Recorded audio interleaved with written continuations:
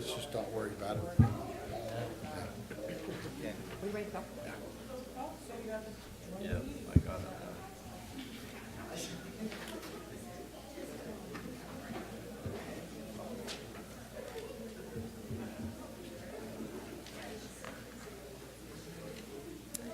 Good evening, everyone. We'd like to go ahead and get started, and we welcome all of you here tonight to our board meeting.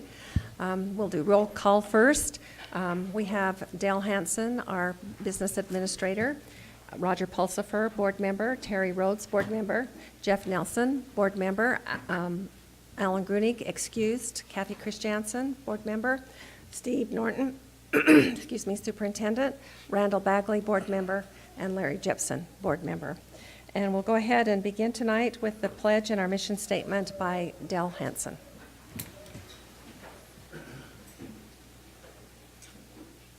I pledge allegiance to the flag of the United States of America and to the republic for which it stands, one nation under God, indivisible, with liberty and justice for all.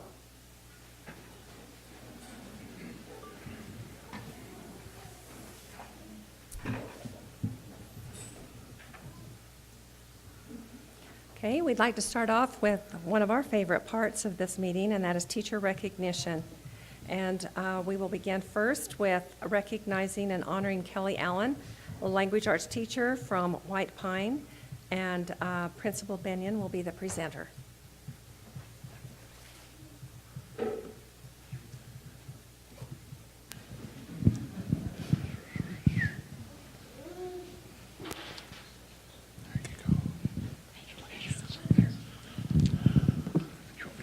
You want to hold? Will you hold those for me, Soup? I asked Troy Allen, Kelly's husband, wave Troy, if he wanted to come up and say a few words, and he said, no. But this is Kelly Allen. She started her education career in '87 in University of Hawaii, which I think everybody should do. I wish I would have done that. Paused to raise 5 children in Cove, Utah. And after a divorce in '07, went back to school to get her education degree. And together, Troy and Kelly have 9 adult children at, I thought this was clever, various stages of launching, which is a good thing, and 3 grandchildren, which they adore. She is the self-proclaimed Yeti of Yenta, not Yeti. Oh, I blew that one. Sorry, guys. I wondered if you got that. Yente, excuse me. How do you recover from that? You don't. Of matchmaking of books with children, and I have seen this firsthand in her classroom. As all the students were headed to the library, she's not letting them out the door. It was just the other day. She's not letting them out the door until she's checked what book they're reading, and she knows every single one of her students' reading levels, current reading level, and where they're at, and the book's level that they need to be reading on for improvement to occur. And it is magical to watch her work with students. And I'm so pleased and proud of her and all the work that she does with our students, and proud to have her as our Teacher of the Year for White Pine Middle School. I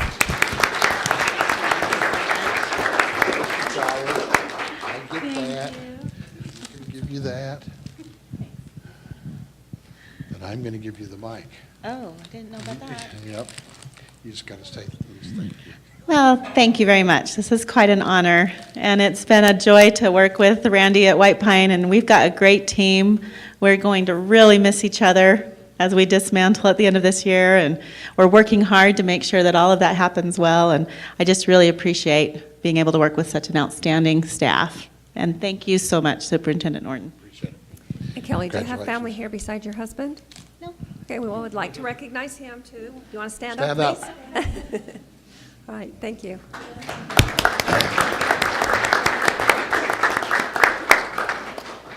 Okay, and Principal Benyon, you can just stay up here because now you are going to also recognize and honor Angela Walker, history teacher. And unfortunately, she has had surgery. Oh, And so we're going to try to arrange that for a follow-up. great. Okay. Okay, thank you so much. All right, then, we would next like to have Principal Anderson recognize and honor Michelle Hamp, a kindergarten teacher from Birch Creek Elementary. There you go, buddy.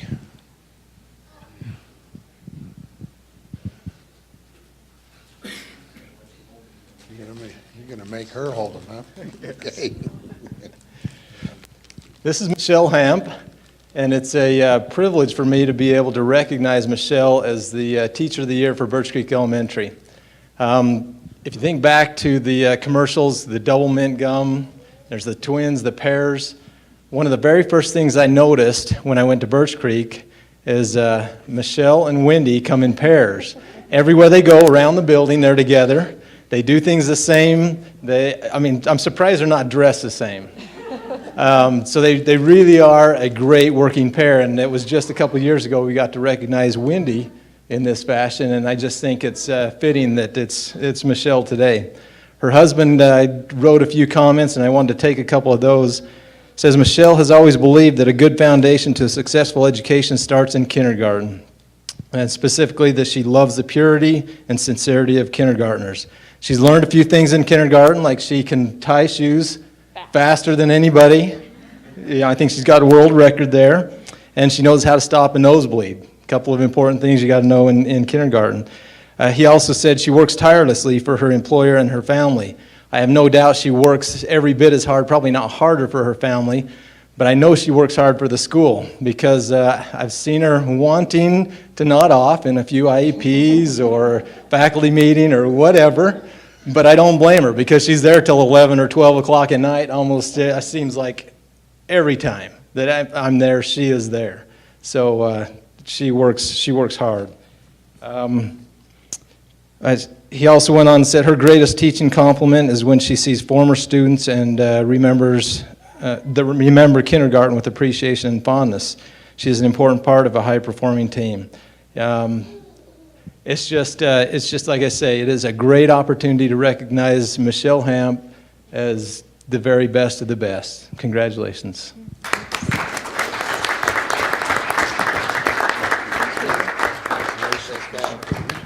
Get that from here. And we're gonna give you a chance to say anything. room to hold that now. Well, I feel grateful and I feel thankful because I get to do something that I love every day. And I just look at that it's my spot. You know, not everybody's spot is kindergarten, but it's my spot. And I love those little people. And I also love the fact that in education you get the chance to touch people's lives and they touch yours right back. And it's because of a teacher that I had in the 3rd grade that I decided right then to be a teacher someday, and here I am. And so I'm thankful for teaching, and I'm thankful for the opportunity to be there every day with those little kids, and I'm thankful to be at Birch Creek. You have a family at home that love and support you, and then you have a family at school. And at Birch Creek, we've got each other's backs, and we love each other in the classroom and outside of it. And I'm just thankful all the way around to be at my school and to be teaching kindergarten. And so thank you for this recognition. Congratulations. Thank you, Michelle. Would Michelle's family please stand? We have her family. Michelle's Yep. family, please Family, stand. please. Thank you. Great support.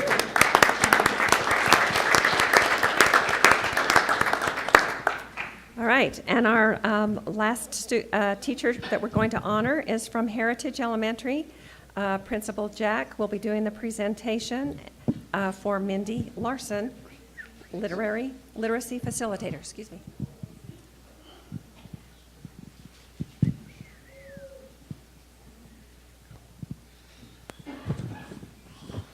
I'm so excited to be here with Mindy tonight.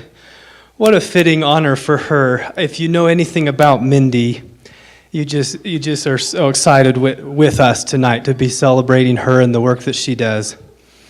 I if I could summarize Mindy and what she does for our school, I would just say that she is a calming agent for everyone and a problem solver. I often see teachers who come in concerned about a particular student needing some extra support or help, worried, how am I going to handle this? And I see them enter the office with worries and concerns, and they always leave her office with ideas and solutions and things to try to approach the problem. And that's the same way for me when I need to counsel with her on things and get advice.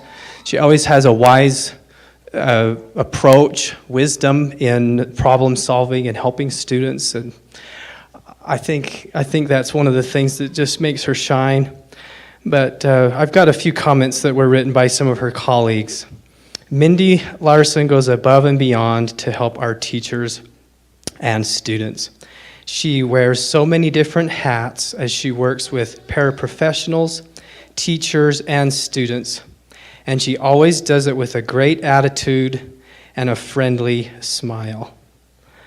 I just love that. And the amazing thing about Mindy is that she performs that literacy facilitator role for us at Heritage and gives that same equal attention to the things that are needed at Nibley Elementary as well.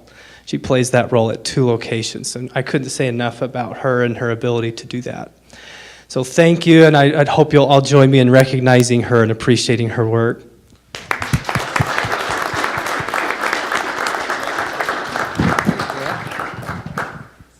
Here's a chance for you to say something. I'll probably drop it. I'm just really humbled. I work with so many dedicated teachers every day, and at 2 schools. But for them to vote me for this honor, I feel really grateful and humbled, and I just, it means a lot to me, so thank you so much. Have family here? And, We have your oh, family, you Mindy's stand up, family? please.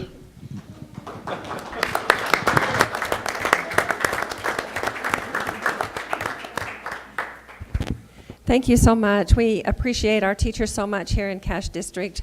They are really awesome, work so hard, and are so loving and caring and look after our students so well, and we appreciate all that they do very much for us. Okay, do we have any public input? No public input. All right, we'll move to our consent agenda then, and the board should have had an opportunity to read through that. And are there any questions about the consent agenda? Okay, I'll take a motion then to approve the consent agenda. I move that we approve the consent agenda as printed. I second it. All in favor, say yes. Yes. Yes. All those opposed, say no. Okay, we've passed it. Thank you. All right, and now we'll talk about the request for approval of the North End Elementary boundary changes. And Craig. We'll have to turn that back on, Craig. Thank you so much. It's been about 18 months of work in terms of studying so many different parameters around our school system. It's been good to do the work, and the committee that's been involved has been most helpful, and I'm grateful to them for the time that they've spent. Our recommendations were not taken lightly, and we wanted to make sure that we had not missed anything. As we received letters from the community asking for alternatives, we took every one of them, and we looked at the suggestions that they had proposed to see if they could to cut this pie and meet their needs and have it be as equitable as the recommendations that have come out. And the committee has not been able to find that, and so tonight we're bringing you the recommendation that was before you a few weeks ago when we had the public hearing on the North End boundary. No changes have been made, but we have spent considerable time in studying alternatives. little bit of history. In addition to the 18 months of study, we have held 3 public meetings. They were informational meetings. We had those at Lewiston and Birch Creek and at Cedar Ridge. And then, of course, we had the legal public hearing here in our boardroom at our last work session meeting. If we had done nothing, I just would like to remind you that Greenville, without a boundary adjustment, by keeping their 6th graders, they have 125 5th graders. So if we did nothing, they would be keeping those 125 kids. And Greenville would have 807 kids in their school next year. North Park would have 684. They have about 100 5th grade kids. In both of those locations, those schools drop in size, Greenville down to 538 and North Park down to 454. And that's because the way that the North Park zone has been designated and recommended for a change would encompass a large share of the growth that's going on the East Bench in that area of town. But we had similar issues at Birch and similar issues at Lewiston and at Summit. Summit is being built with enough classrooms to handle the changes that our recommendations have. Do any of you have questions for me before you decide to take action on this tonight?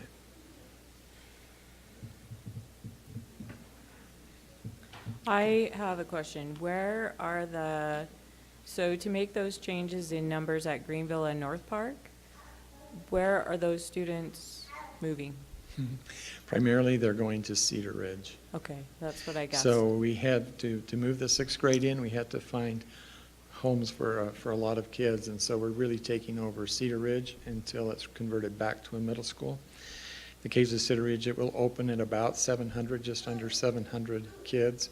Has a little room for growth, but it will be a full school. It has 26 classrooms, and so we'll be using all of those 26 classrooms beginning next year. Any other questions? Okay. All right, I'll take a motion then to approve the North End Elementary boundary changes. I make the motion that we approve the new North End boundaries. Second. All those in favor say yes? Yes. Anyone opposed? Okay, the motion has passed then, and we'll go ahead and move onward. I know change is not always easy, but change usually brings about a lot of really good things. And we appreciate so much the committee who spent so much time on these boundaries trying to figure it out. It wasn't an easy job. And please tell the committee how much we appreciate them. All right, we will come down to our reports agenda then. And the first item on our reports agenda is the annual financial report. So we'll turn that time over to you, Dale.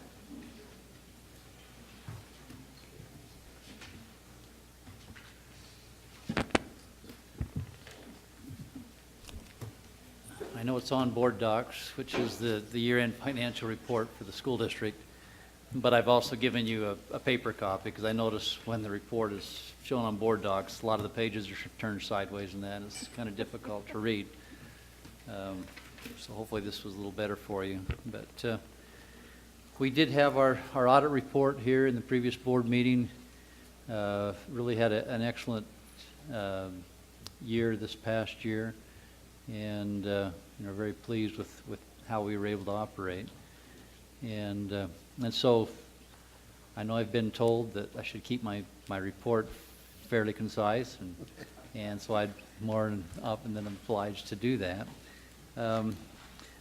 So what you have in front of you, the very front report and the one in the very back are the two reports that are submitted to both to the state auditor's office and to the Utah School Board's to the Utah School Board for our year-end financial audits. They present financials in two different modes. The first one actually looks on a per fund basis, where you have the general fund, the capital outlay fund, the debt service fund, and so on. It shows the balance sheet, it'll show the revenues detailed out, and it'll show the expenditures. And it'll compare those with the year previous, and with the final legal budget to make sure that we're operating within budget, and also, like I say, gives a comparison to operations of the prior year. And then at the very end, it'll show a detail of the equity section. And so what I wanted to do, and then the second report, the one that's on the very back, is one who, instead of going on a per fund basis, it looks on a program basis. So that one is called the annual program report. And it'll take every program from driver's ed to special ed, and special ed has about 5 different programs that are individual funding grants that they receive and operate under. So each one of those is tracked individually to show the revenue coming into the program and how that revenue was expended. And so you can look at any individual program there. Like I say, from CTE would have almost, probably 15 different programs that it operates, that operate underneath the CTE program umbrella itself. But you have the legislative teacher supply allocation that comes out. That one's reported separately. There's the salary adjustment, legislative salary adjustment that goes to teachers and to principals. That one again is broken out in detail. So like I say, it gives you 2 different ways of looking at the revenues and expenditures that we have operated under here as a school district. If in the book you were to go to page 32, well, let's see, let me go back even further. Let's go to 38.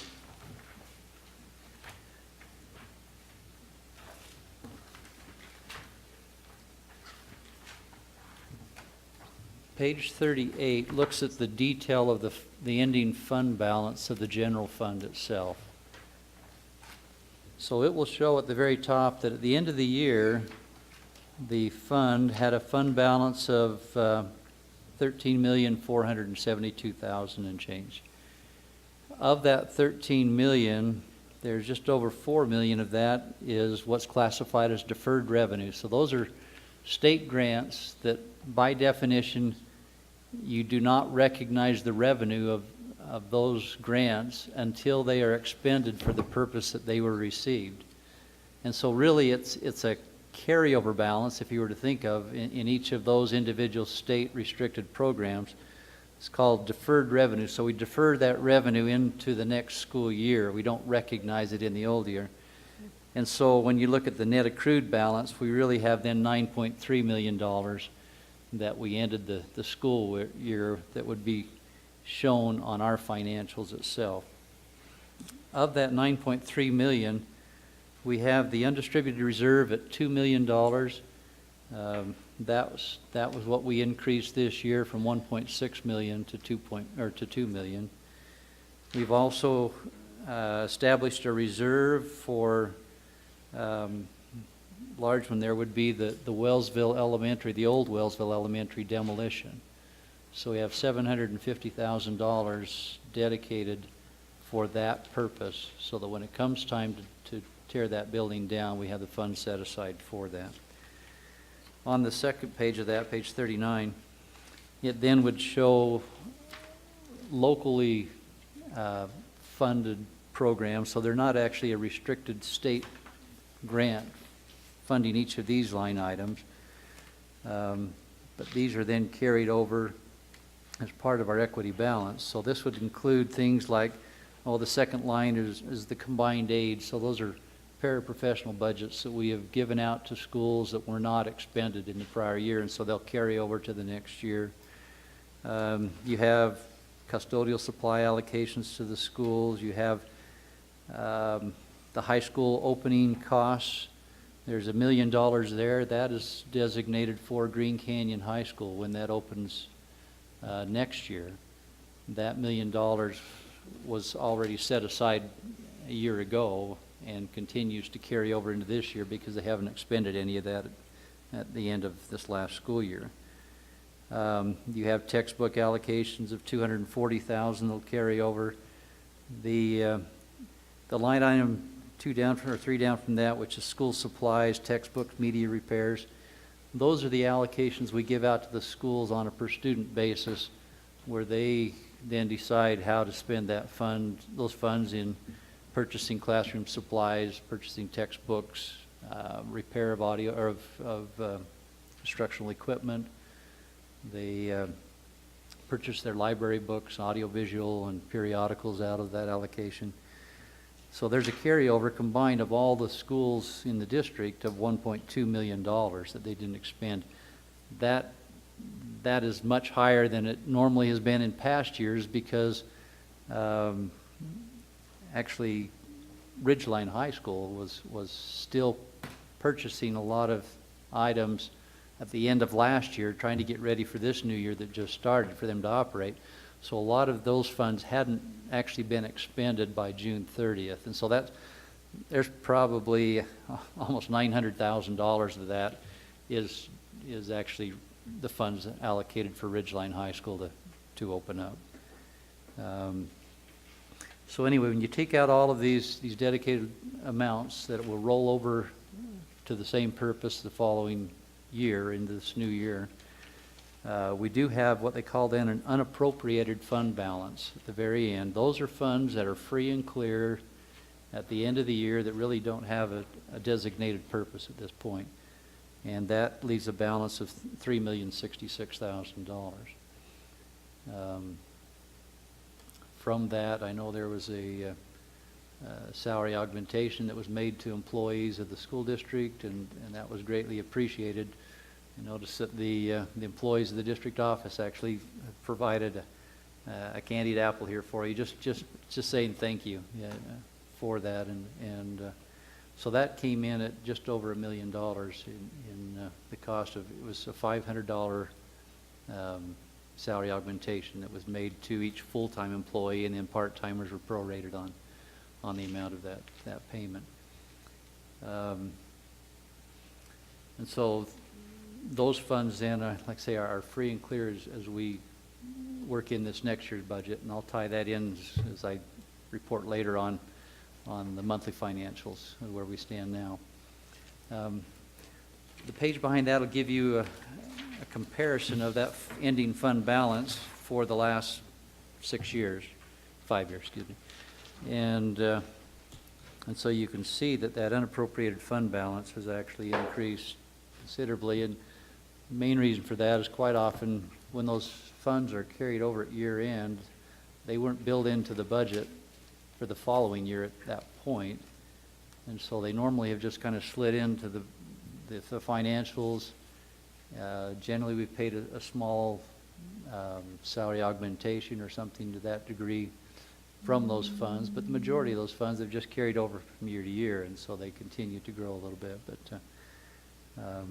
so that's something we want to look at as a school board, is how those funds should be used to best support our educational mission. Following that, again, is a breakdown of the capital outlay fund, the school lunch fund, and then behind that is actually, it looks at each of the individual schools' bank account that they operate under, and shows then the revenues and expenditures that floated through their individual bank account, and then that ties out. So that's Fund 21, which is the student activity funds is what they call that, would tie out to those items. So those are, I mean, that's really the information I thought would be most useful, is just understanding then the ending fund balance in the general fund. Just happy to report that we are in a good, solid financial position, and I'm anxious to report too in this year's budget how it's operating, and I'll do that when the time comes. Okay. Don't know if there's any questions anyone has or comments. Thanks, Dale. I have a Anybody have a question question? on 46. These bank statements of these schools, Yeah. do they just keep a running balance? Some of them have quite a bit of money, and I know they have for several years. What is that actually used for? Each one of those would have a balance sheet showing what that's designated for. So that dollar amount isn't just free and clear. The school is just sitting on the money doing nothing. And we'd have to look at each one individually to see really what comprises that balance. But say for the high schools, they would have a lot of their departments set aside with funds that they are budgeted to operate under. And so you may have the language art department will have a certain amount. The girls basketball team will have something. Were the Vistons, what do they call them now? Maybe still Vistons. You know, anyway, each of the clubs and student groups and departments would each have their own individual budget within that grand total. And so it's hard to give one answer and just say what comprised of that total. We'd have to look at each one individually, and we could do that if there's some real questions. So But, are they free to carry over as much as they want? It's not like anything else? The way it is right now, yeah, we don't have any restriction on how much they can carry over. We've encouraged them over and over that funds received are not to be sat on. They're collected to help the students that pay those fees. And so you don't want fees being collected that are not being used and are just being pigeonholed for some future use that they don't know what it is. Because I remember back in the spring or whenever we were meeting with Mountain Crest, they wanted the district to make these improvements. Couldn't they have used some of this to help offset? Mm-hmm. So who tells them they have to do that? Mike, who tells them that? You're going to tell me to tell them. It's not that it hasn't been addressed. Yeah. Well, I think they should. You know, kids are paying a lot for these in activity fees and everything, and you look at what some of those schools have, you know. I taught at Spring Creek for a long time, and they've got a lot of money there. And I knew when I was teaching, you know, I saw how much they had there. And I think they need to use it down a little bit.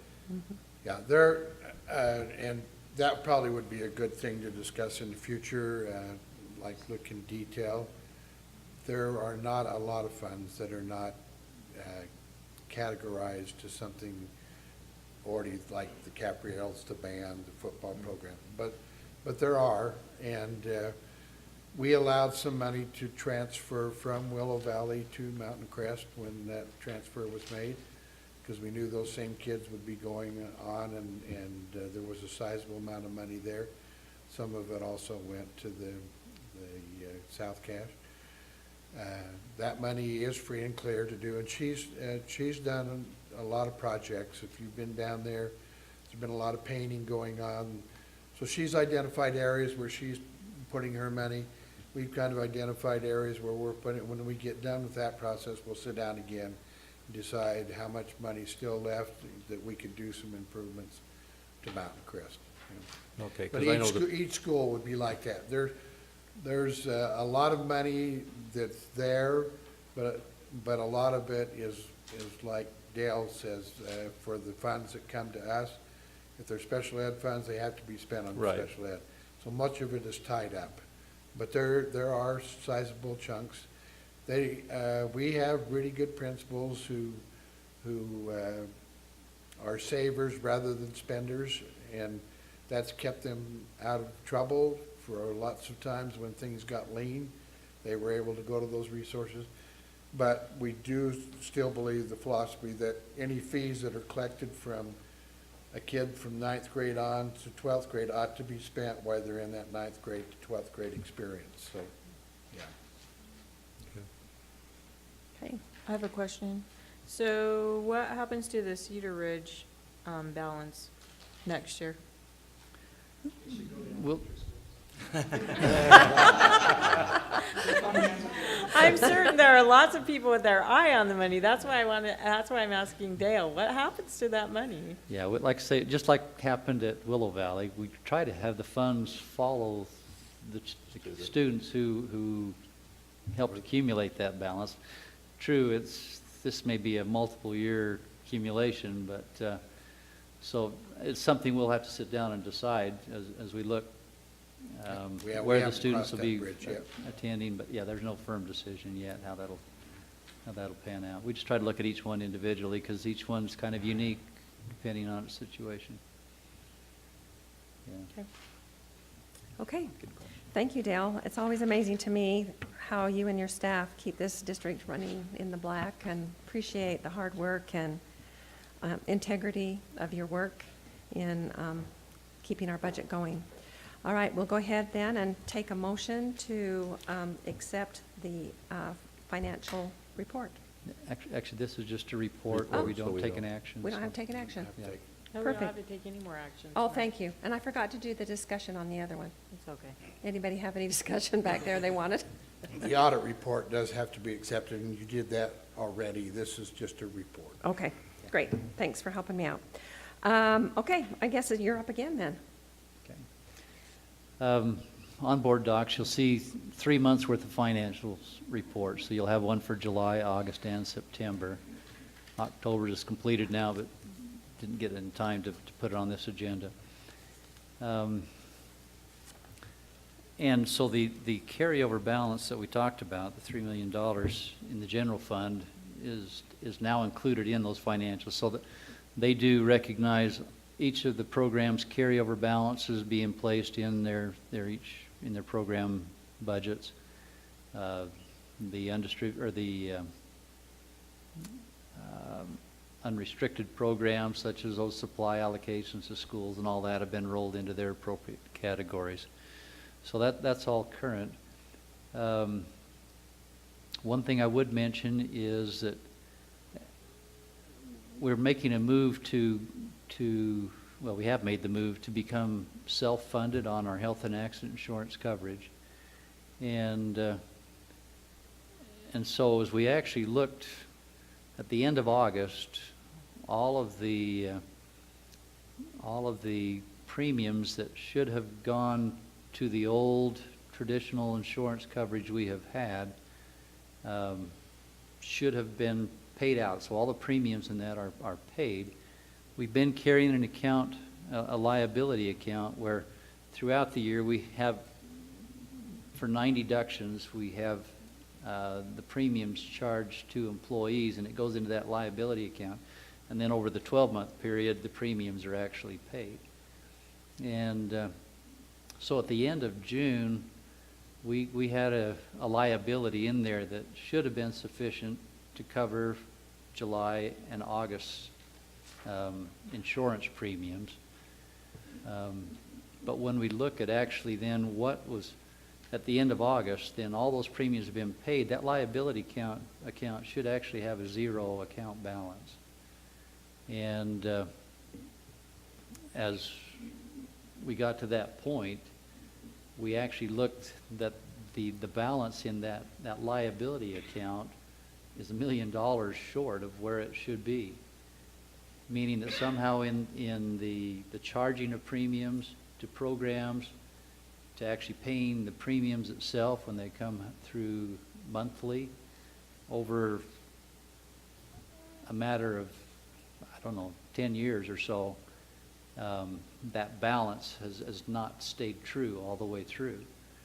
And so to actually square that account out, we actually need to realize another $1 million of health and accident insurance expense in this current year's budget. And so that, as I look at it, I would think it wasn't budgeted for, but it definitely could come as part of the $3 million carryover that we had. But that will clean up that account to make sure that it is true. If I remember right, I looked back and couldn't see the detail, but it seems like at 1 year the balance seemed so high that actually I think a credit was given back to the expenses of that year to bring that carryover balance down. But I can't actually identify that at some point. I don't know if that was actually done, and maybe that's been 8 years ago or something. I don't know. I just couldn't find it as I looked back to see where that had actually happened, but so we got to make sure that accounting stays clean and that holds. So that's something we got to keep a close eye on, and we will. But that's one effect we will have, and so it is nice that we do have the carryover there to absorb that. The other thing that we do have is I've handed out to you on your desk a handout that shows the enrollment count as of October 1, just this past month. That's an important variable in determining the amount of funding that we'll receive in this fiscal year, because we're basically funded on the average daily membership of our enrollment last year, and then that is adjusted by a growth factor. It's established by looking at this year's October 1 total head count, comparing it to last year's October 1 head count, and that growth, that rate of growth, positive or negative, would then be applied to the prior year's average daily membership. When we built this year's budget, we had estimated that we would have about a 1% growth in student enrollment, and so we figured and estimated the October 1 count would be in at 17,131 students. But the actual head count that we had this past October was 17,536 students. So that's 405 students more than we had even anticipated. So it's a 3% growth that we have in enrollment, which is incredible. And so that's caused us to add additional teaching positions across the district in areas where they had significant growth. And in fact, that's even shown, if you look at the second page itself, I've taken each school, and on the left side you can see the enrollment that was budgeted within the kindergarten and then the 1 through 12 categories. Because kindergarten students, it takes 2 students to create a full-time student, if you were. So you'd actually divide their enrollment in half to come up with the number of full-time students you have throughout the day. So for example, at Birch Creek, we had estimated kindergarten at 110 and grades 1 through 5 at 508 students. Actually came in at 122 kindergarten students and 500 first through 5th grade. So we picked up 12 more kindergarten students, but they were short 8 full-time students. So they're basically a wash. I mean, that's really close, and I feel good about that. But there are some schools, for example, Lincoln Elementary, that's 6th school down. They actually have ended up with 21 more kindergarten students than was anticipated, and 31 1st through 5th grade or 6th grade students. So they're a K-6 school now. And so that's an area where we've had to make some adjustments. And there was a couple of schools that had some significant increases. There, Sunrise Elementary had 14 kindergarten and 38 1st through 5th grade students, more than anticipated. Cedar Ridge is up 30. The big one down at the bottom, look at Ridgeline High School. From what we had anticipated, they actually came in at 129 more students than what we had initially allocated teacher FTEs out to the school on. And so there have been quite a bit of adjustments caused by that. But the other thing is it's going to generate additional funding for us. So with that larger October 1 count, I'm estimating it'll probably pull in about $1.4 million of additional funding for the school district. And that's what will be used to help cover those additional costs. We won't actually get the updated revenue estimates from the state until usually about the end of December. And so we'll have some more firm numbers when we get those from the state school board. But all in all, the budget right now, again, is sound, so there's really nothing that would put us in peril of being able to maintain our current budget amounts. And so if you looked at the detail, for example, on the September 1 count, you can see that we are a little bit over budget on the current budget for teacher salaries and benefits. We're also a little high on principal salaries. You know, there's some there'll be some adjustments that'll need to be made, but those will all be made when we receive the updated revenue figures too. And overall, we should be again in a good, healthy position, I think. So that's my report. Unless you have any. Thank you. Any questions? I have one, maybe two. So looking at the second page, this October 1 count, how, like for Ridgeline, if they have 129 students more than were expected, how are the FTE allocations done at secondary? I mean, at elementary, it makes sense that you would divide that by a certain number and allocate that many more teachers to that school, but how is that done at secondary? At the secondary, the ratios, it's like 28 students to every 1 FTE, somewhere in that close range. And so as you look at it, there would be possibly 4 to 5 additional teacher FTEs that they would qualify if everything was kept straight. And I know there were some adjustments that were made. May not have been that full amount that was added to the school. Mike, are you with us on this discussion? Yeah, how many? Added 3 FTEs to Ridgeline. So then I assume that the school decides where to put those teachers by subject. They do. Yeah, these extended teachers and hired some additional people there the last 3 months. So the hiring won't be from now. I mean, the hiring's already been done to accommodate these FTEs. And he has some hiring that will begin second trimester, which is a week or 2 away. Wow. So they didn't hire in the middle? They didn't hire new teachers in the middle of that trimester? They wait till the end? Okay. But you did actually at the start of school, I thought. Yeah, they did. Started up, they knew that they were coming in much greater than we had originally estimated, so I know there was some adjustments made then too. We made adjustments there and adjustments in the elementary based on preliminary numbers that we knew were coming, because it's really hard to separate kids and, It's terrible. yeah, after classes start, so. So we Mike- did our best job, and we have a formula set up after, when the growth comes after we've already put out the FTEs, we don't give as many as we would if we were just counting them from the beginning. So they don't quite get the same ratio, but we do try to accommodate. But like on the elementary level, it's really difficult to start a new class after it's already been going for a while.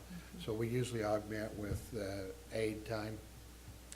But we have started some other classes in the elementary too, when the numbers just got too great. So And another thing is we normally don't take FTEs away if their enrollment comes up in shorter. For example, Mountain Crest is 41 students less, so there would be close to two teacher FTEs that, according to the formula here, they wouldn't have qualified for. But once they've built their schedule and there's years up and going, it's hard to pull those back. So and usually that evens out by the time they get to the next year. So, but if it wouldn't, then it would adjust at that point. So, Mike, do you know what Bob attributes the extra 129 students to? Just kids transferring in, or is there any certain one thing that? Where it's starting now is a 9-12 high school. There's a lot of students who were taking 9th grade in the charter school setting, and they wanted to come start their high school career now as a 9th grade. That was a factor. And we had quite a few in the Logan area that wanted to move to Ridgeline as well. and just inside growth. Yeah. Within Ridgeline itself. Okay, thanks. Okay. Any other questions? Thank you, Dale. All right, we'll turn the time over to Superintendent for the State of the District report. Okay, we're going to pull this up on so the people on the outside world there can see it.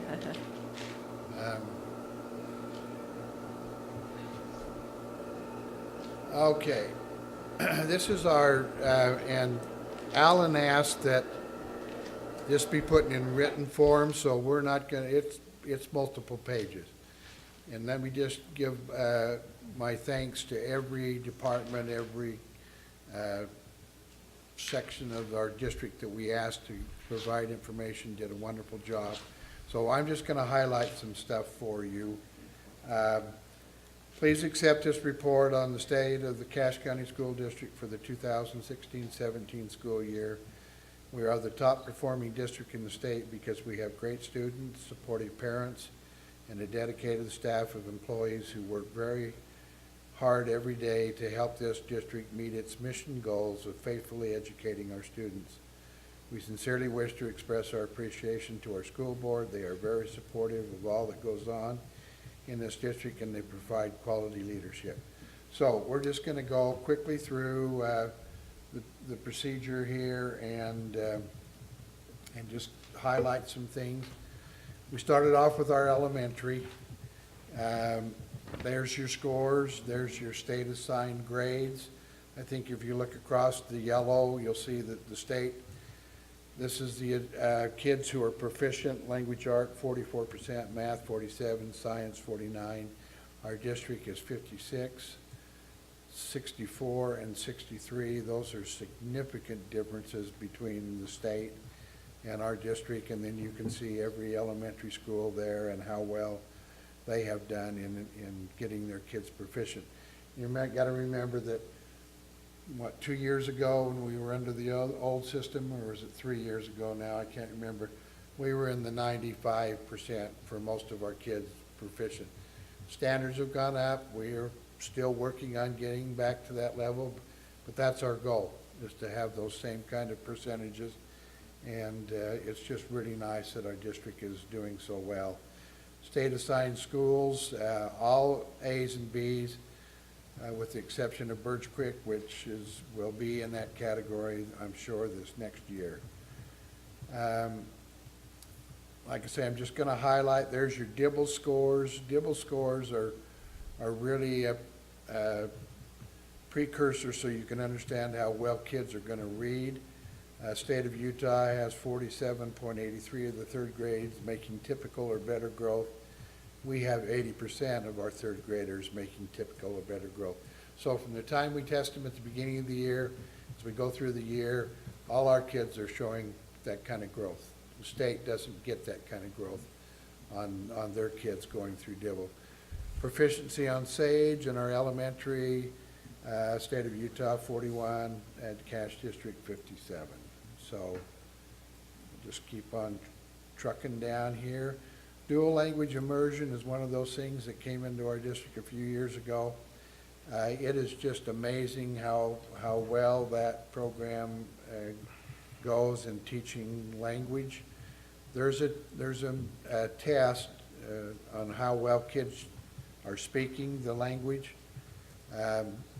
There's another sheet that I didn't put in here that if you're really interested in how that's measured, I can give you a sheet, but overall 90% of Cache dual language students are meeting or exceeding the Utah proficiency levels. In third grade, 78% of the Chinese speaking students tested at the N3 and N4 levels.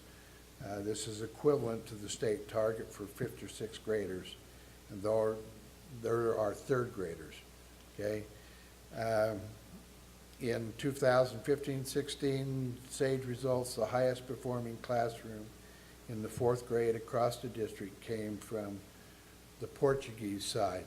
So we know that putting these kids in the language program and speaking in a language for a half a day that's different than their native language, not only isn't hurting them, but some of our best performing kids come out of those classrooms. So,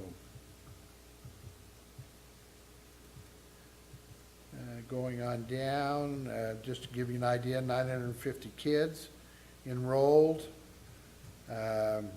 We have to have essentially a lottery to determine who gets in, because there are more kids, more parents who would like to go into the program than we can accommodate. We're looking at adding another school this next year in Summit, and probably right now we'll present to parents the idea of maybe a German class or another Spanish, and see what kind of support we get for those two programs. Secondary ed, there are your SAGE results, there are your school assigned grades. There was a nice article on Mountain Crest, which was the state, only state school in the state that got an A. That is a regular high school in a public system. That's a real fine honor, but all of our schools just did a marvelous job, and there were no other school districts that had more A's and B's as a percentage of their schools across the state than Cache School District. So, concurrent enrollment is big. We do a lot of that. It helps our kids go into college with a lot more credit. Advanced placement. It's kind of a dilemma for kids whether they want to take advanced placement or concurrent enrollment. We're trying to get more of our kids to take advanced placement, but we have a lot of kids doing very well in our secondary schools.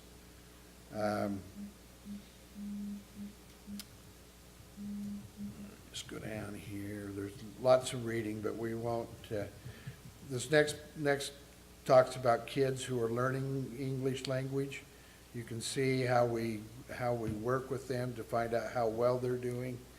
We have a wonderful English learning program for those kids who come into our district without those skills. Then on the national assessment, the AACT scores, you got to understand that even 1/10 of a point in an ACT test is really a lot of effort. So when you see a whole point difference on it, it's only a 36 scale. So it's 1 to 36. Our kids are doing above the rest of the kids in the state of Utah. So they're doing a nice job there. Gives you an idea how much advanced placement and concurrent enrollment's been earned this past year. Then we go to special ed, 125 teachers in that program. That's no small program. A lot of kids that we work with in the special ed program. And you're welcome to read through those bullet points. Child nutrition program. I think we have a wonderful child nutrition program. Safety, nutrition, and financial stability. I think we meet all of those goals. Give you an idea that we serve over 10,000 lunches per day, and they do a really fine job. We have a lot of people in that area who are helping us. Student transportation, another year when we got the Gold Award, which is the highest safety award given to school transportation providers. I can't remember the last year when we didn't get it, but it's not something that's passed out. I wish I had the statistics for you, but this is an amazing record for our people down there who keep our buses running. Fortunately, we turned the corner on having finances to help with bus purchases, so we were going down to the point where we were about on a 25-year rotation, and we're working our way back to a 20-year rotation, and back to purchasing about 7 or 8 buses a year when we got down to about 4 because of the financial situation. So things are going really well. We're working on propane buses. Now, I'm not the one who can tell you why propane instead of natural gas, but there's a reason, and Wayne sold on it, and we'll see how that goes. I think we have 3 of them right now, 3 propane buses. We'll see how that goes. Further on down, we have a facility report. This is a big area in our district the last few years.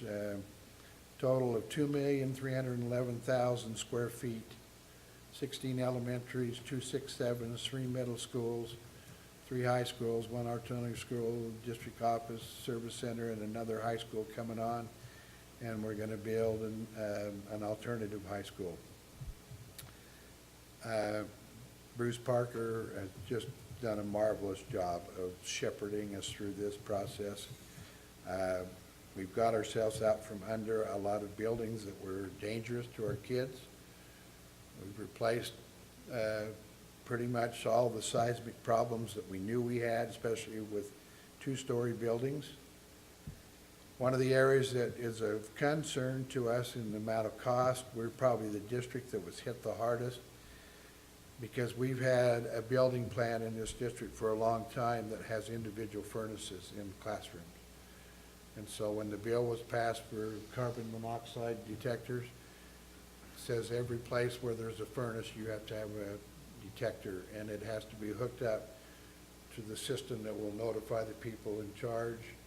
And so we have buildings, most of our buildings are not on a boiler system. They are on individual heating plants. And so it's going to cost us about $2 million to meet that mandate. We are working on it. We have, I think, 3 or 4 more years in order to complete that. That's where the Senate Bill 97 that gave us more money in capital outlay, we would be in dire straits had that not passed with a mandate like this. State had no idea that there was a district that would be hit this hard, but they still said that we need to go on and complete that. And then our financial report, Dale has given you a lot tonight, but I think this first graph he put in here just kind of explains it all. In 2012, we had 15,882 kids, and 4 years later, we have 17,536. That's a lot of growth. And we knew years ago when we started down the road of preparing for this secondary bunch of kids that would come, we saw this, it was projected, it's pretty much just kept right on.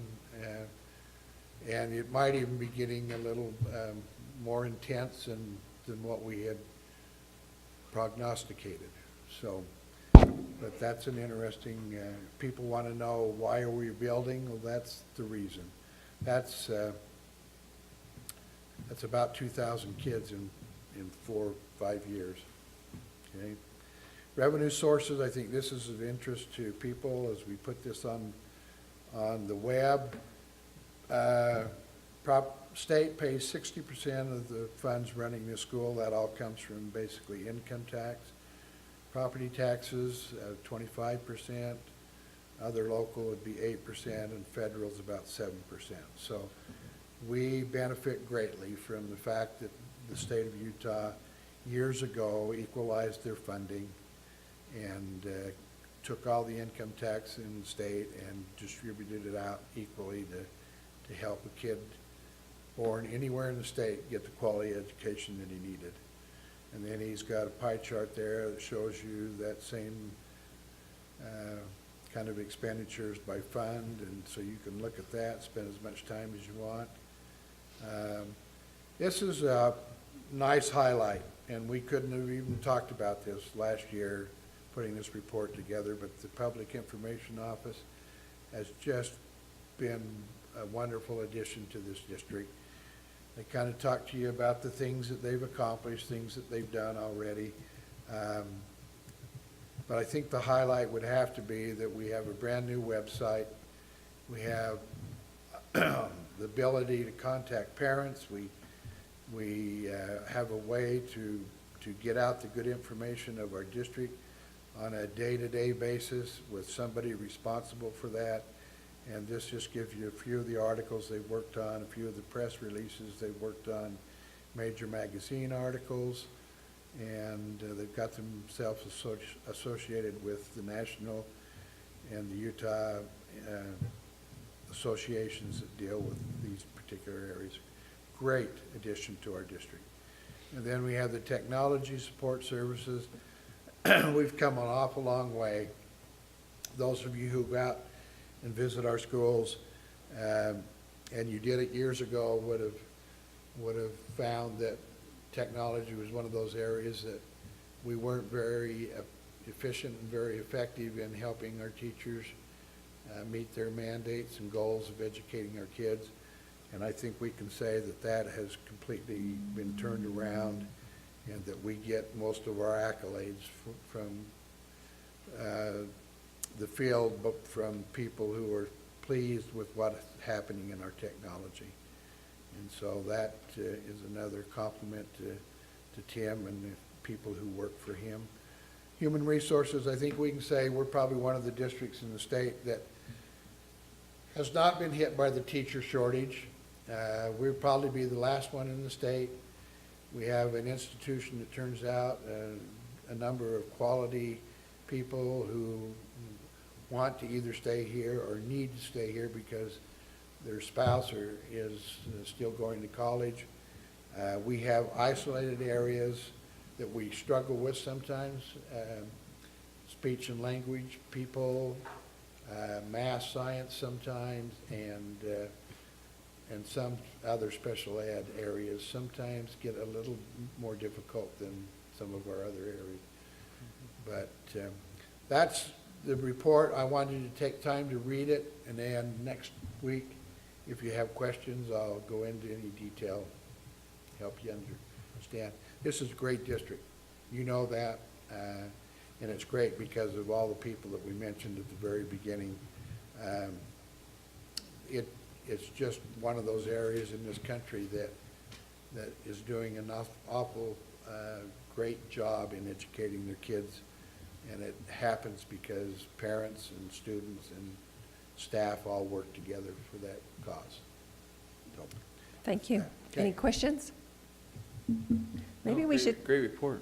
maybe Well, we should Liz- keep this under wraps so we don't get more students into our district. I think they've already discovered I us. think they have. Yeah. Good job. Will this report just stay on board docs with the agenda so we can review it? Okay, Yeah. And then we're going to put it out on the web. okay. Yep.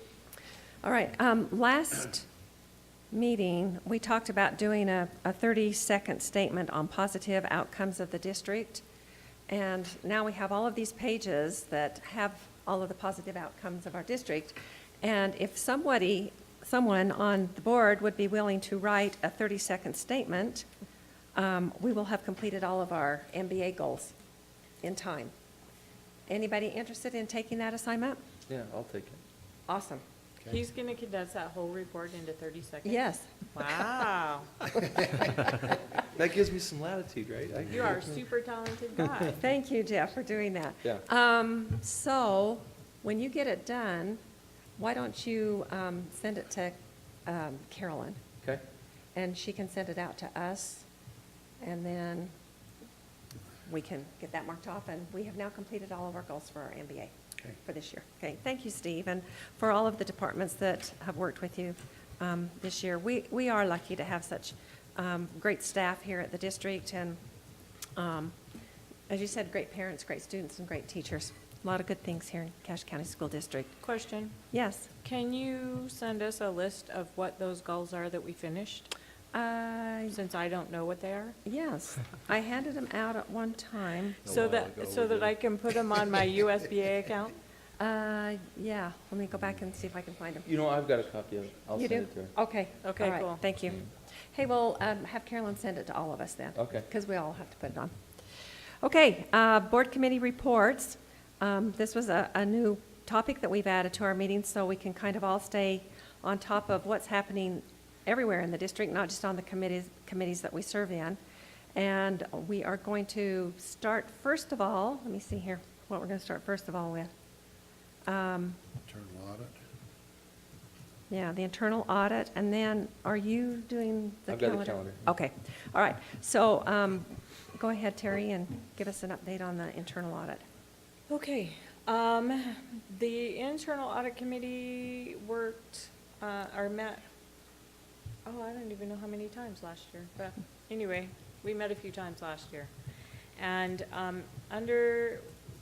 with the cooperation and hard work of Alan Allred from Allred Jackson as our expert on the committee, he did testing in ticket sales, concessions, parking fees, apparel sales, and other cash collection endeavors at the high schools, Mountain Crest and Skyview, and discovered that they were different in some areas and similar in some.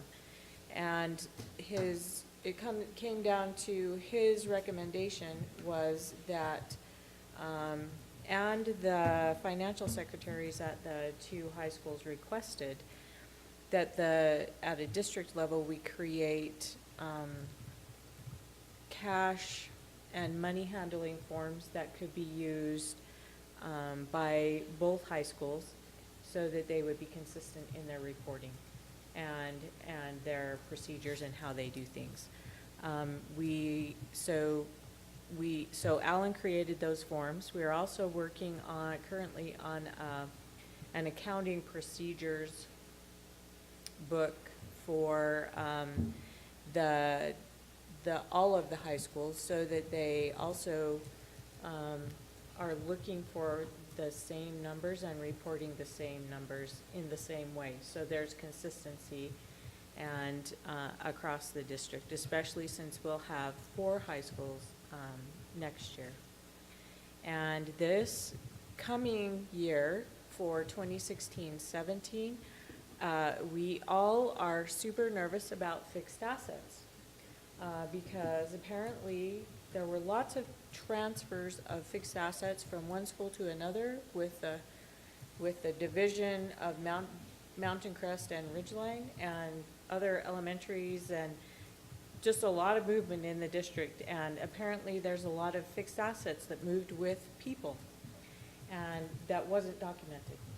And so this year in 16-17, we are going to focus on getting the lists accurate at each school, fully accurate. Every year in the external audit that Diana Cannell reports on, they do some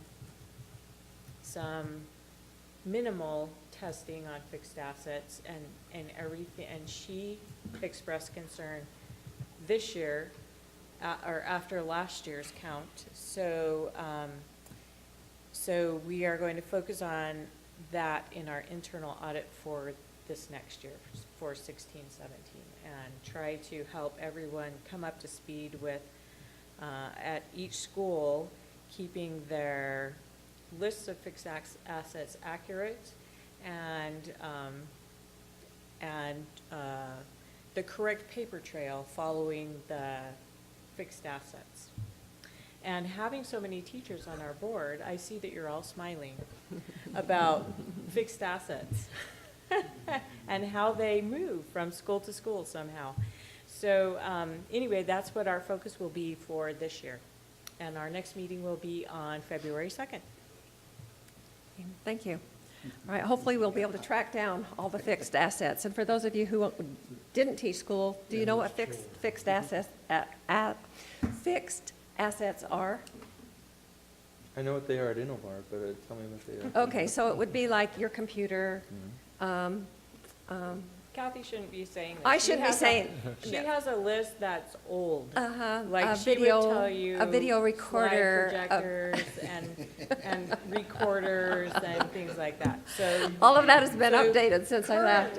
So Gary's here. Tell us what fixed assets are in an elementary. In an elementary, it basically comes down to your computer, because now, it used to be all those small items, but it's really, the limit is set much higher now. So about the only thing we have are copy machines and computers. Even our Chromebooks are not on that list because they are not worth enough to be on it. So $500 and above, isn't it? Okay. So I'm not worried, even though I inherited 6th grade and took some Chromebooks from middle school and some other things. Fixed assets look good, so check us out. That's great. Okay, we'll be out at Millville first. All I can say is one who was responsible for the fixed asset for 20 years. It's amazing how fast they can move from teacher to teacher in the same building before you can get back and get it entered. And probably, we ought to do a little educating of the teachers as to what their responsibility is when they do trade those off with one another or move them from class to class or whatever. A lot of it happens during the summer when you're not there to keep track of it. Yeah, that's true. So something for our committee to think about. And thank you. Okay, Jeff, on the calendar. Okay, Mike did a great job. I mean, this was the smoothest year I've seen, Mike. What would you say as far as getting a calendar that everybody likes? Just not many options. Okay, all right. I was giving you a shout out so that. Just give them one good one and one bad one. There you go. Anyway, the committee distributed the options very well throughout the district and came up with option 1. Option 1 and 2 are there for you to reference. Oh, we've got it up on the screen. Mike, do you want to explain everything that went into it? Yeah.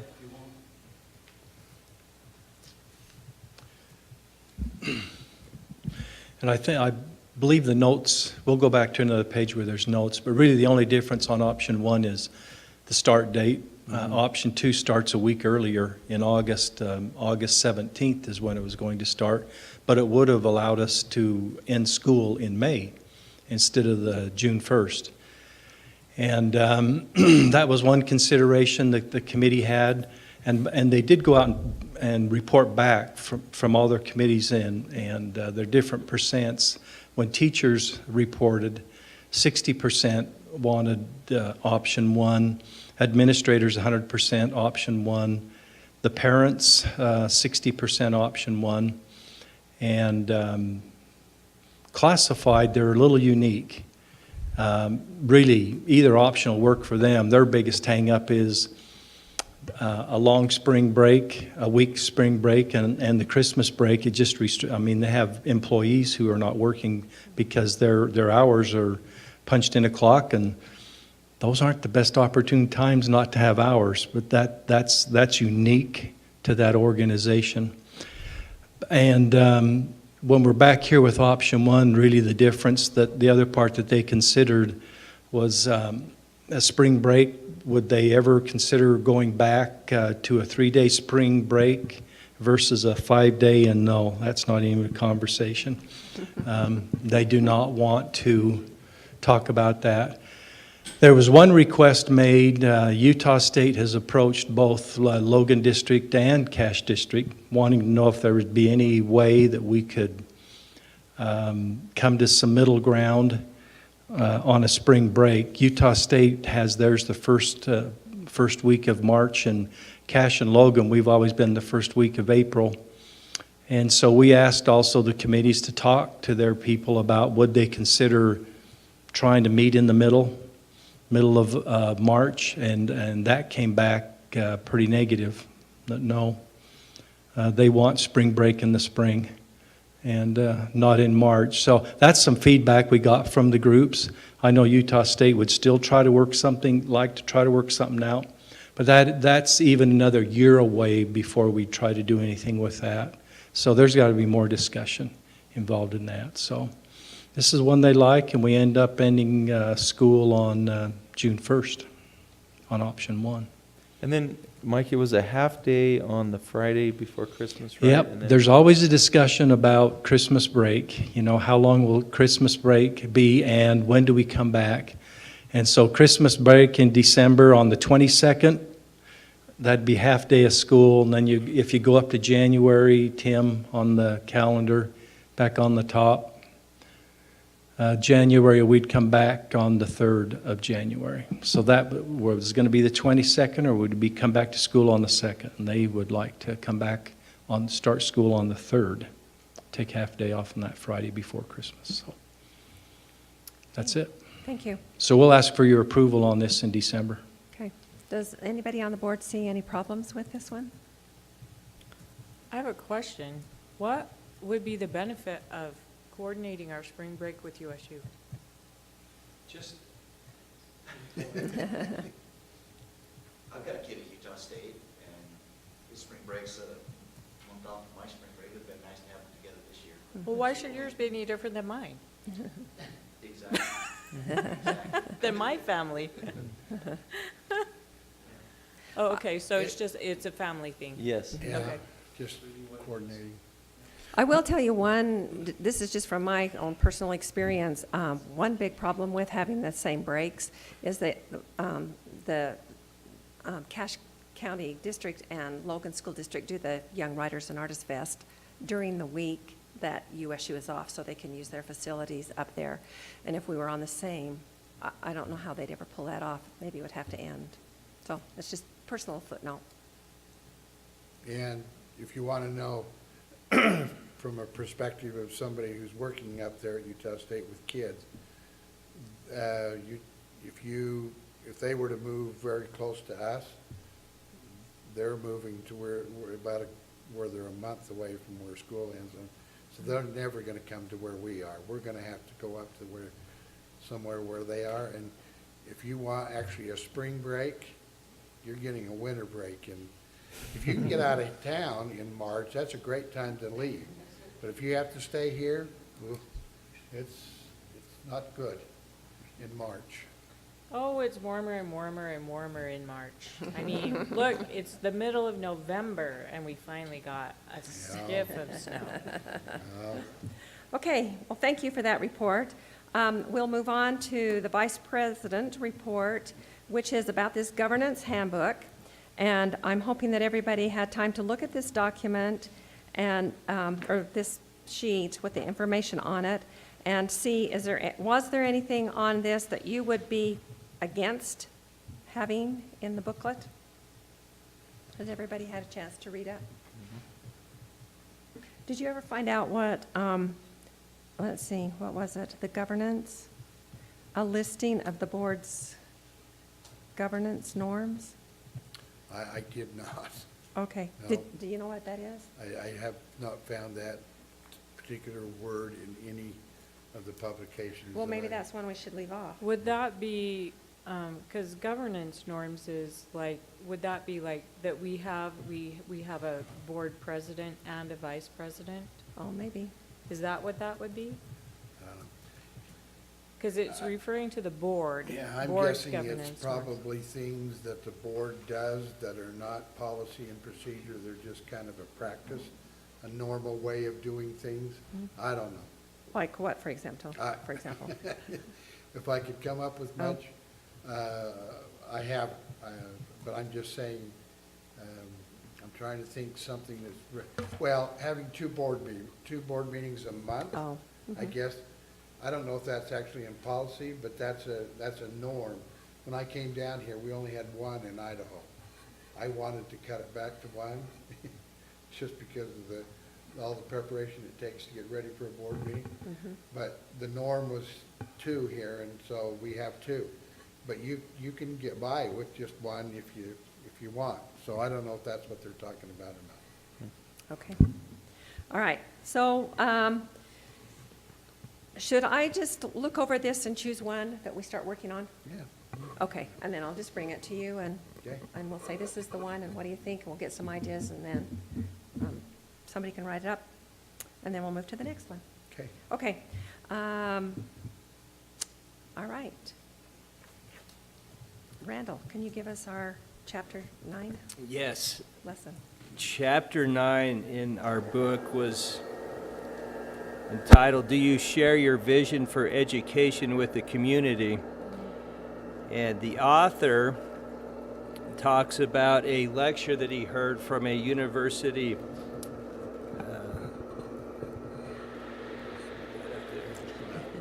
there we go.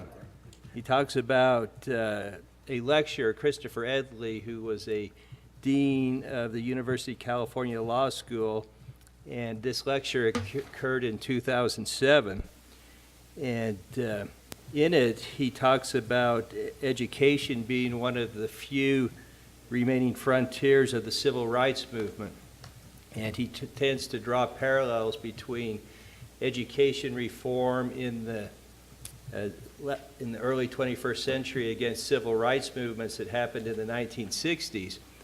And he goes on to say that in the 1960s, the civil rights movement was seen its biggest success when they had someone as a preacher like Martin Luther King that led it and had values, as opposed to what he calls policy wonks and technocrats. And I looked those up, and a policy wonk is a person who develops, implements, and studies strategies and policies. And technocracy is a system in which people with a lot of knowledge about science or technology control a society. But he says they had way more success when they had a preacher, someone that had values. And he asked the question, who are the preachers for education? And he says that we need someone that can do that. And he says, unless we can establish a group of preachers who can associate improvement efforts with a set of values, we may be doomed to a series of right-hearted efforts that fail because they appeal more to the head than to the heart. And he says that a preacher in the education movement must meet 3 prerequisites. The first one is that they have an overarching understanding of the key issues facing education. And they don't particularly need to be an expert in everything, but they need to have resources where they can go to people and find out the answers. It may be someone that's had a career in education, someone that knows about finance, someone like Dale, that they can get the answers that they need. He says right here that they need to be able to tap in with the experts. The second prerequisite that they need to have is that they must be able to connect with the masses, meeting people in their own environment, and using a language that puts them in their ease, someone that's a common day person that people can relate to. And he says our education preachers then should enjoy credibility with their target audiences, preferably earned by virtue of both achievement and of origin. And the last one is that they must have a vested interest in the topic. And it said, in this case, it should be someone who is completely brought into the notion of education improvement. And he says, if you look at all the people, the only one that really meets all of those 3 criteria is a member of the school board. They meet each of those 3 criteria. And I'll just read this, maybe the second to the last sentence. It says, only one would seem to unite all 3 of these prerequisites would be members of the school board. By virtue of their position in the education establishment, they have access to any and all experts, professional educators, elected officials, and scholarly research. Because they are generally uncompensated lay people, elected volunteers, they enjoy an affinity with the community and are able to beat back accusations of elitism and narrow thinking. As parents and as citizens of their local communities, they have a vested interest in the outcomes of the efforts. And the very last sentence, he says, local board members are amateurs who are possessed of a unique set of attributes that make them obvious candidates to preach the values that should drive education improvements. And so that should be our job as members of the school board, is to go out, tell the community members our vision and share with the successes that we're seeing. And we can see from superintendent's report that we do have a lot of successes and great things that are happening in our district. Thank you, Randall. That was a great presentation. And maybe we can use your 30-second statement to help us in our preaching about the value of education. Yeah. And Superintendent, I just want to tell you, I think you fit all 3 of that criteria really well. You are a great representative for our district, as well as the other employees in the district. Okay, does anybody have anything else that we need to mention? So just to make sure, the board meeting is not on the 1st now, it's on the 8th. On the correct? 8th, and there is There's a just social to one. follow. Okay. All right. Oh, and Alan didn't ask me about this, but do you want to do the white elephant thing again, or was 1 year enough? Do you want to have fun or not? Let's put it that way. Oh, let's not have fun.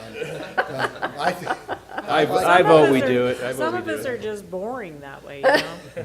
Well, this will liven you up. Okay. Sounds good. Okay, All so right. we'll do the white elephant, deal. and we'll let Marilyn and Alan tell us what to bring for the menu.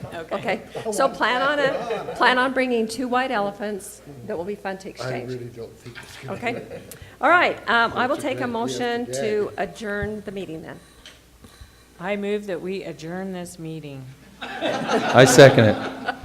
All in favor, say yes. Yes. Yes. Anyone against, say no. Okay, good night, everyone, and thanks so much. Thanks it for again. helping me. Isn't that sound like something on TV? Good night, everyone. It does. Well, thanks, everybody. Next.